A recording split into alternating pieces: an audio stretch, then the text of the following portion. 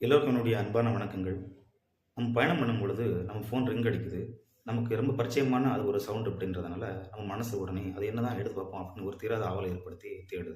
அந்த ஃபோன் எடுத்து பார்க்கும்பொழுது, பேசுறது என்னவோ ஃபோனா இருந்துச்சுன்னா எங்க வந்துட்டுருக்கீங்க அப்படின்றதா இருக்கும். மெசேஜ் அப்படின்னு பார்க்கும்பொழுது, வேர் ஆர் யூ? எங்க இருக்கீங்க? ஐ அம் த வே அப்படின்றதா தான் இருக்க முடியும். அப்போ அந்த 2 நிமிஷத்துல நமக்கு முன்னாடி போற வாகனங்கள் ஒரு பிரேக் அப்ளை பண்ணிறலாம். அல்லது ஒரு பெடஸ்ட்ரியன்ஸ் கிராஸ் பண்ணலாம். எதிர்பாராத விதமா ஒரு நாய் கூட குறுக்க வந்துரலாம். இந்த நேரத்துல நடக்கக்கூடிய விபத்துக்கு முழுக்க முழுக்க நம்ம தான் காரணமா இருப்போம். ஏன் அப்படின்னு சொன்னா, இந்த விபத்து நம்மளால தான் ஏற்படுது. அதே நேரத்துல சம்மந்தமே இல்லாம அந்த பெடஸ்ட்ரியன்ஸா இருக்கலாம், அல்லது அந்த டாக்கா இருக்கலாம், அல்லது நம்ம கூட வந்த சக பயணிகளா இருக்கலாம், ஒரு பெரும் ஆபத்த சந்திப்பாங்க.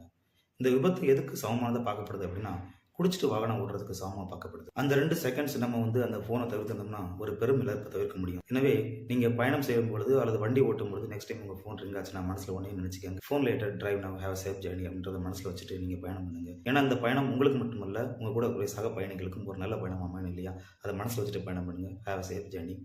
நன்றி.